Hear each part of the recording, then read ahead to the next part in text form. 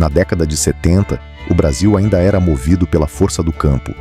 As estradas eram poucas, muitas delas de terra batida, e o transporte de boiada era uma verdadeira aventura que exigia coragem, experiência e muita resistência.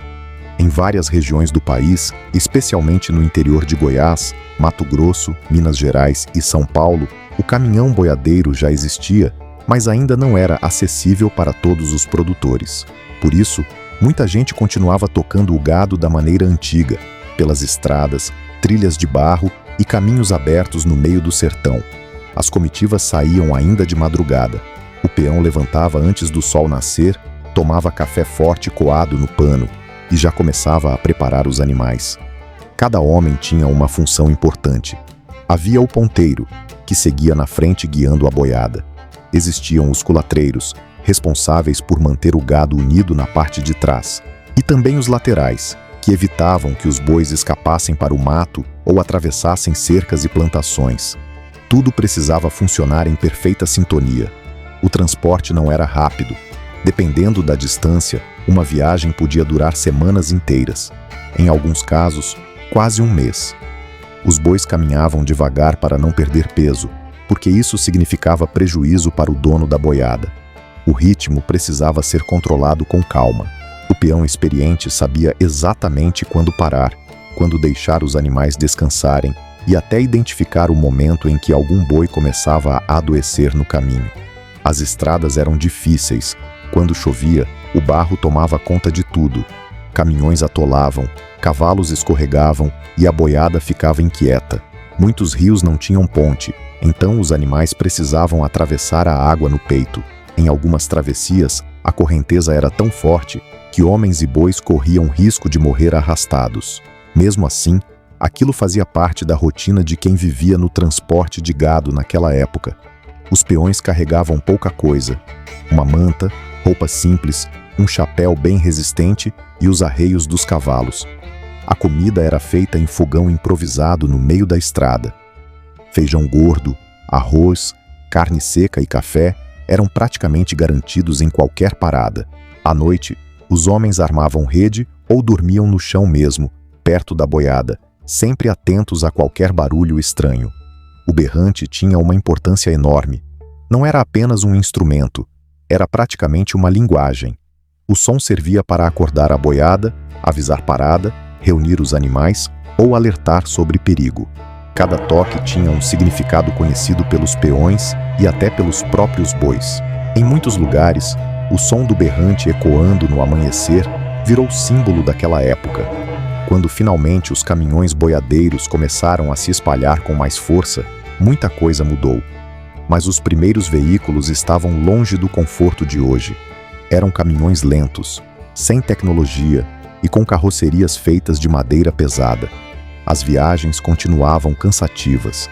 Muitas vezes o motorista precisava enfrentar estradas completamente destruídas, sem acostamento e sem iluminação. Os caminhões quebravam com frequência. Pneu furado, superaquecimento do motor e atolamentos eram problemas comuns.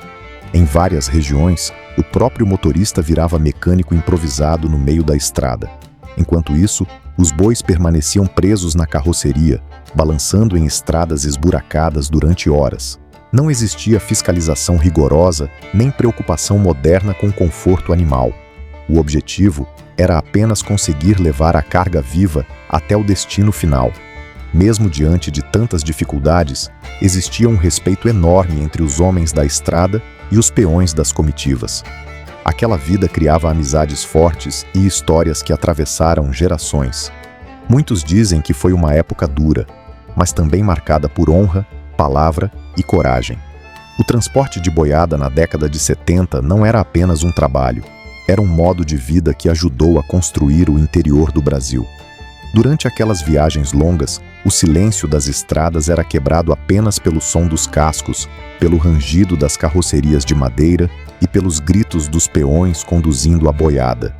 Em muitos trechos, não existiam postos de combustível, oficinas ou qualquer tipo de ajuda. Quem saía para transportar gado precisava estar preparado para resolver tudo sozinho.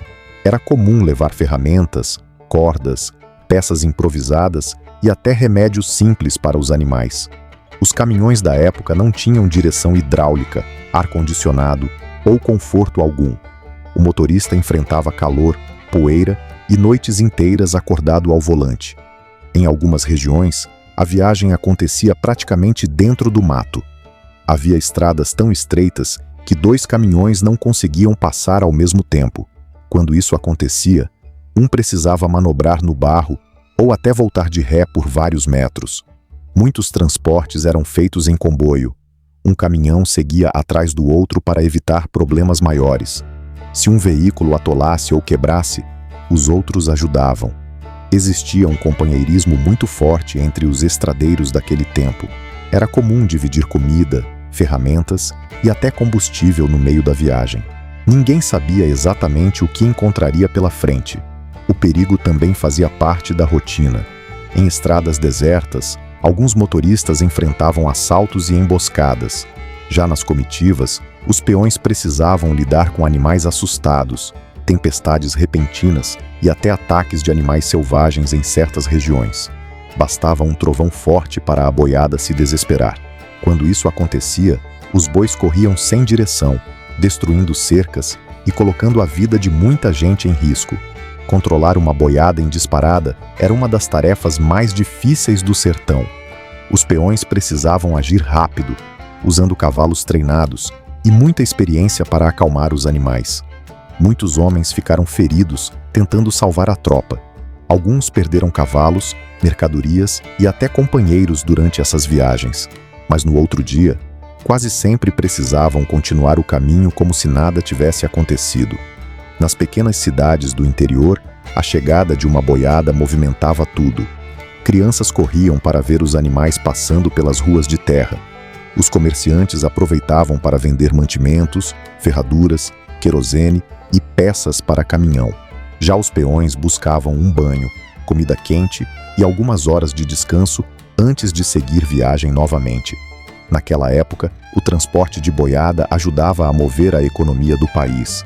Os frigoríficos dependiam dessas viagens, assim como os grandes fazendeiros e comerciantes de gado. Era um trabalho pesado, pouco valorizado e cheio de sacrifícios. Muitos homens passavam mais tempo na estrada do que dentro da própria casa. Alguns filhos cresceram praticamente sem ver os pais, porque as viagens demoravam demais. Com o passar dos anos, as rodovias melhoraram, os caminhões ficaram mais modernos e as leis mudaram bastante. O transporte passou a ser mais rápido, seguro e organizado. Hoje existem caminhões preparados especialmente para reduzir o sofrimento dos animais, além de regras rígidas para fiscalização. Mas quem viveu os anos 70 garante que nada se compara à dureza daquela época. Muitos peões antigos ainda contam histórias impressionantes sobre viagens que atravessavam estados inteiros. Alguns lembram das noites frias dormindo perto da boiada. Outros falam das tempestades enfrentadas no meio do nada, das pontes improvisadas e da poeira vermelha cobrindo o rosto durante dias. São lembranças de um Brasil rural que praticamente desapareceu com o tempo. Mesmo assim, a imagem da boiada cruzando estradas de terra ao pôr do sol continua viva na memória de muita gente. Aquela cena virou símbolo de uma era marcada por esforço, resistência e tradição. O transporte de boiada na década de 70 não dependia apenas de máquinas, dependia principalmente da coragem humana. Homens simples carregavam nas costas a responsabilidade de conduzir riquezas vivas através de um país enorme, enfrentando barro, distância e perigo em uma rotina que hoje parece impossível de imaginar.